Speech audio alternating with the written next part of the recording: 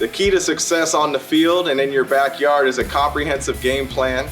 So if you're building a fence or a deck this year, trust a Turkstra coach to design, quote, or order the right materials for your project. Visit a Turkstra Lumber near you to learn more.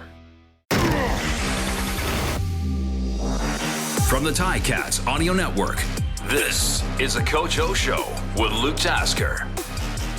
Welcome to the Coach O Show with Luke Tasker. The Ticats coming off a loss this past Sunday. 32-14 was the final in Toronto, and now getting ready for Montreal at home this Friday, the 23rd at 7:30 p.m.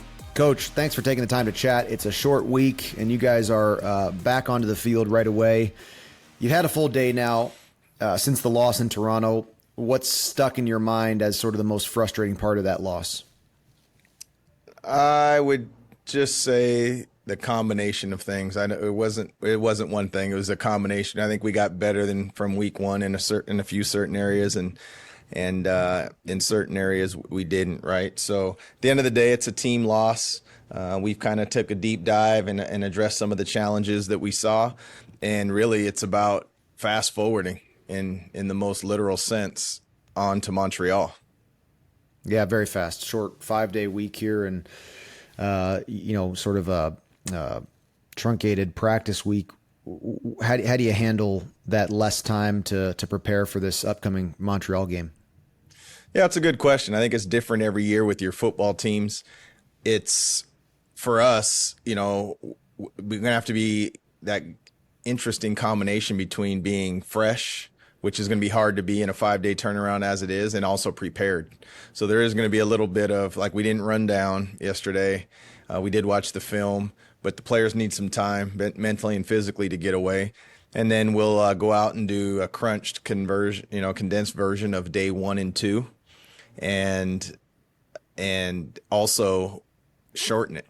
Right. So, it's not like we're going to go out there and grind them for that time, because ultimately we're going to kick the ball off on Friday. So, I think we have a nice plan of how we're going to manage that, and now we're just executing it. We talked last week after week one. You can look back at a game, at a loss, certainly, and kind of identify those plays that went wrong. And you said you can kind of analyze and try to understand what's the likelihood of those things happening again. How do you view some of the negatives in Toronto as far as their likelihood of continuing, or how easy they will be to change? Well, I think one of the cool things that we do is we address things as growth opportunities and learning experiences, versus putting the negative spin on it. Specifically, I'd say I think the game, possibly could have been different. Well, I know it would have been different. I'm not speaking to the outcome. If we, when you're down there, you're knocking at the door, you got to go in and at least come away with 3. And that was unfortunate. And then we were, at the door again at the fringe, and, we turned the ball over again. And those right there not only are momentum swings, plus there was a little bit of a win game. They've got a strong kicker and punter. It played a factor in it. And then, we'd like to take the ball away too, as neutralizers, right? Like those type of things. So, penalties came down from week 1, which we knew would, and we expected to happen. However, the ones that we did have, there was a couple timely ones where we were off the field, and, we didn't put the team first. Let's just say that. Yeah, the first touchdown drive from Toronto, those 2 penalties against Hamilton sort of kept, it's like, it's so frustrating because the defense does their job in a sense. They did what they got to do. They were off the field, like you said, and twice we saw in that game just penalties keep the thing going. But you look at the end, you had half the penalties that you had in Winnipeg. In fact, you had less than Toronto in the game. Is there anything you can coach on? I mean, when it comes with that, you kind of did what you needed to do as far as totally chopping that in half, but just the effect that they had was still, present there. Was still, you could still feel it watching the game. Yeah, you point it out, and you don't dwell on it. You don't brush it under the rug. Luke, you address the elephant in the room, and you address the challenges hard. You know that people aren't out there trying to mess up. They want to win the game, but there's consequences. for poor decision making in the heat of the moment. And they need to know that it affects more than the individual. This is the ultimate team sport. And, that part's extremely frustrating. But what you're looking for is patterns of behavior that aren't repeated. And if they are, then, as we say, then we're going to need people's seat, because there's so much riding on it and everybody's dependent upon it. And that's what's beautiful about this game, is that, an individual can make a great decision that never shows up in the box score, or nobody but, mom and dad or your spouse see. And it makes all the difference in the game. Those turnovers you addressed there, it's the hardest position in sports to play. Widely agreed upon. Quarterback is the hardest position in sports, and you've got a really good one with the Ticats. Couple costly turnovers earlier in the season. Specific to Bo Levi Mitchell, a guy who's got so much experience in this league, what do you as a head coach say to him about the turnover issues early in this season? You just address it. There's no sugarcoating it. We either got to run it or throw it away. There's no soft landing. There's no, he's a pro. He's the first one that's going to take ownership of it. And when you have a player like that and a person like that, you can grow from that. And so he'll be the first to tell you he would, he's not going to make those type of mistakes again. You don't dwell on it, but he wants to be coached. Before the game, Coach Lawrence Woods, unfortunately unable to make it to the game day roster. Can you speak to how late in the week that was, the burden that puts on the team, and how you handle something like that? Yeah, it was the day before the game. The same thing that, we had learned about Seth Small. And those are things that, we kind of pride ourselves around here for being prepared. And those are things you can't prepare for, except, this, Luke, this is adversity. Let's just say that. And it's always about the response to it. And so how do you do it? You take it in, you acknowledge it. You don't act like it didn't happen. And then you move on. And there's so many other players that are there in the room and the game. And as we say, the ball's going to be kicked off regardless. So let's embrace this. It's really what it is. Mm-hmm. Gallimore, pretty impressive, from the booth, from a guy who probably didn't expect to be taking all the returns as they prepped for the week. But are you pleased with how he performed on that short notice? Yeah, I thought he did some things really well. First and foremost, your job is to get the ball back to the offense, and we're always trying to get one first down. You're trying that the offense doesn't have to get. So you start with 10 yards. I think he had a near 40-yard kickoff return, which we kind of expected to get, because they kind of outkicked their coverage in the most literal sense. Beatty's got a huge leg on kickoff, so you should be able to get a little bit better return against Toronto. And then, as the punt return, I think the first and foremost thing is you always you got to catch it. You got to catch the ball and finish with the football. And I thought he did a great job of that. And there's Luke, you've been back there. There's a feel you got to have. It's not always about your speed. It's about setting up your blocks and those things. And you only get that from experience. Right? It's one thing that I've learned, and I think running backs always echo this type of thing. And, to the fan, they might not understand this completely. And some coaches don't either. But I remember running backs always saying, they'll take an outside zone up here and try to run it like they would in the States or in the NCAA, meaning on the smaller field. And what happens is you get to the numbers, and then there's another, near 15 yards, and then people run you down. So, as a rule of thumb, if you don't cut it up by then, because you're dealing with fast, quote unquote, linebackers, the game's just a little different. And so what I'm saying is it's kind of the same thing for the returner. You think that because there's this big field, you're just going to keep running. And then once you get out there, you're going to be able to turn the corner and just go. And sometimes that's the case, but I think you're going to see more returns more time than not where you're going to cut it up in first, and then you may widen it. Yeah, absolutely. That's good perspective.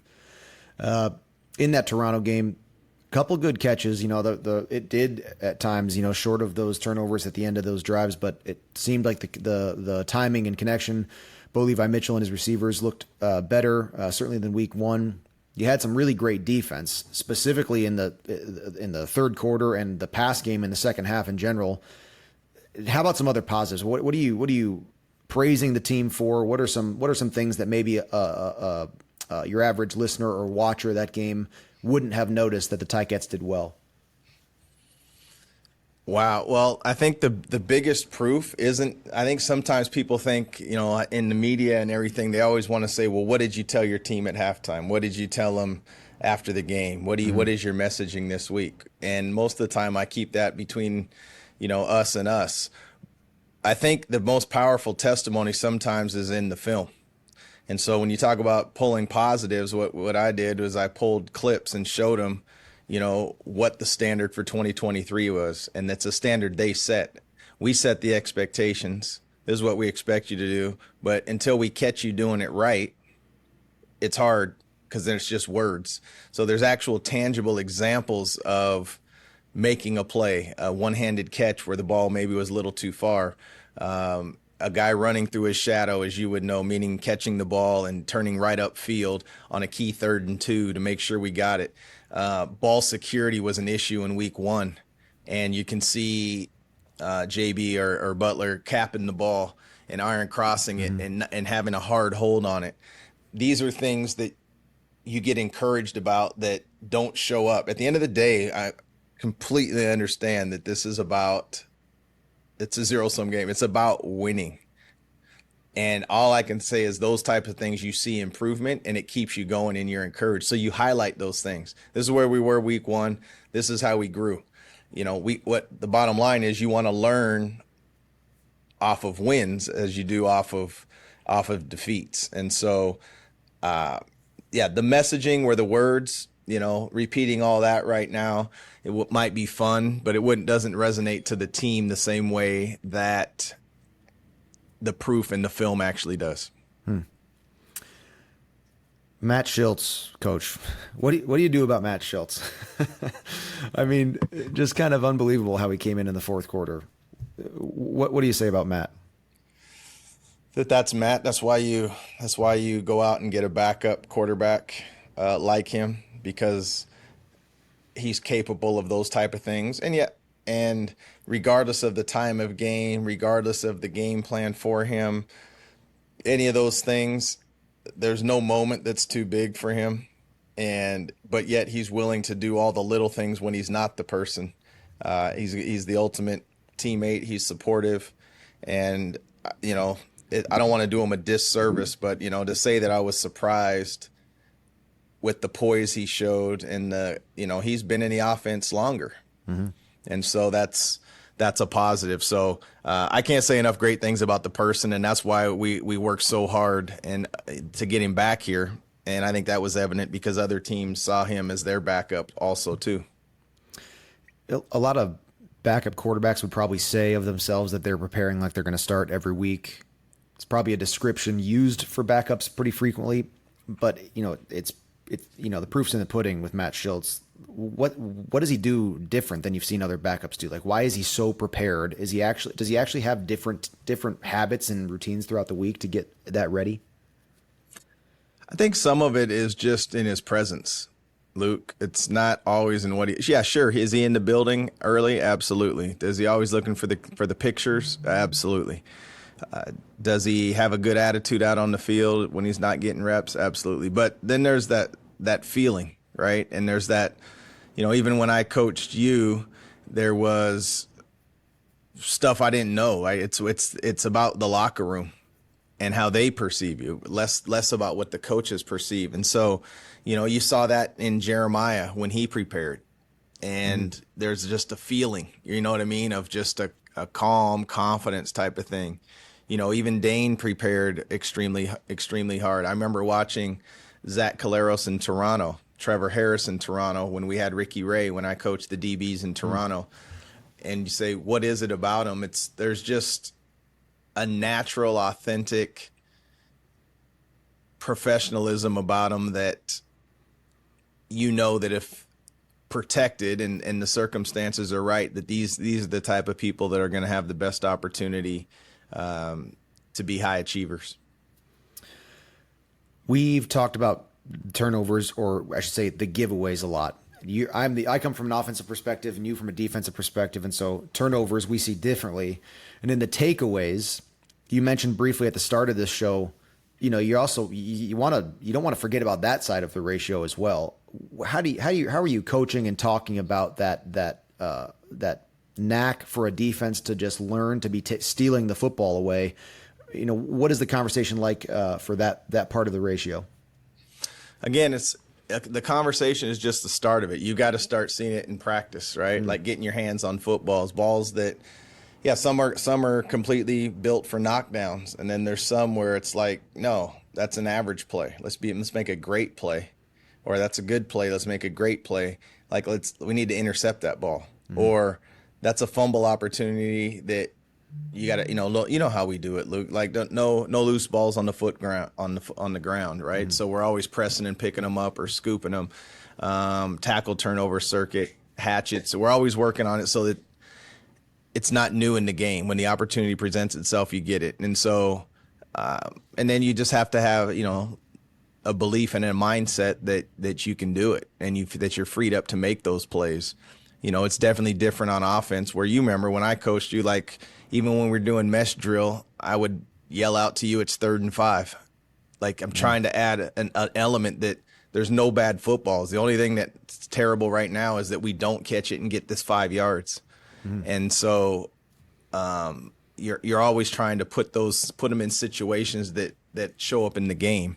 It's the same reason you echo down and distance in practice and all that. But I don't want to get too technical, but there's all these things behind the scenes that sometimes take growth. It's with all due respect, you were a highly intelligent player you were a self-starter and those type of things. And I always use you as an example because it's cleaner, right? And so when I was coaching you or preparing you, it was more about, challenge you in other areas, get the last shove. Can you get somebody else to your level of knowledge? That's going to help our team get better. And some people aren't self-starters, where you got to consistently challenge them, all the time. So messaging is different. You kind of got to find out what each player does well, put them in those situations to continue to get well, and then also encourage them to work on their weaknesses. That's great. Coach, you've got a unique challenge at the start of this season that maybe has gone unknown by a lot, but you've got first game of the year against Winnipeg. Of course, it's game 1, so nobody has film. But then you go on the second game of the season, and Toronto is coming off a bye week, so you still have no film on Toronto. Now we go to the third game of the season, and it's Montreal, who also has had a bye week. And so, again, you've got a limited collection of film from this season. First of all, what the heck? Second of all, what do you do? Or, I mean, I know it's an uncontrollable factor, but how is it 3 weeks in a row you're preparing for a team that you have very little, sample size of? Yeah, it's interesting because we've known it's been on the schedule, meaning, we're in Montreal and then 7 days later we're actually in Winnipeg with a travel day and you're releasing people and that it's on the schedule. So we embrace that and we're excited for it. And then you go through it and it's different because it's not, you don't envision who's hurt, how you're shuffling the roster, the first time we're getting on a plane, the dress code, yada, yada. That's just stuff that, the general fan wouldn't know, right? And it's awesome. It's just you can't prepare for things that you haven't done in those situations. And then, not having film is definitely tough, but everybody starts the season that way. You don't really know what the team's going to do. Them coming off a bye, that's just what it is. They're going to kick the ball off anyway. And then, Montreal coming off a bye this week, and we only have one game of film on them.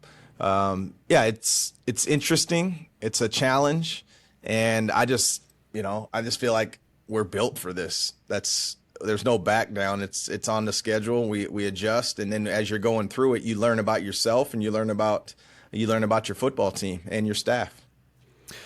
Montreal, of course, has the week 1 win against Ottawa, an East opponent. What can you tell us? What do you expect from this Montreal team? Yeah, I mean, they're, obviously they have a different play caller in Jason, who's, done very well and is highly competitive. I know Jay real well, and I know that they'll be prepared to play. I feel like, as far as the special teams, as new as he may be, there's still a lot of continuity on that football team, with their D coordinator, with Noel being back, and then with Archambault with special teams. So I feel like they're a confident group that's, they're a physical football team. We're going to have our hands full, but I could say that every week. I feel like every team is going to be highly competitive. Everybody's, after the same thing. So this is going to prove a great challenge for us, and, we're looking to get better and obviously come out with the win. Well, very good. In a short week, we'll let you get back to it. The Coach O Show with Luke Tasker is presented by Turkstra Lumber. Check out the project coaches at Turkstra Lumber. They can help with every part of your home renovation, from designing a deck to ordering a new front door. Learn more at TurkstraLumber.com. Coach, best of luck day 1/2, short week. Looking forward to this game at Tim Hortons Field on Friday. Me too. Thanks, Luke. See you next week. Another episode of the Coach O Show with Luke Tasker is in the books. Let us know your thoughts. Email us at gameday@ticats.ca. Coach O and Luke are back next week to discuss the latest from the locker room. Subscribe to the Ticats Audio Network on Spotify or wherever you get your podcasts.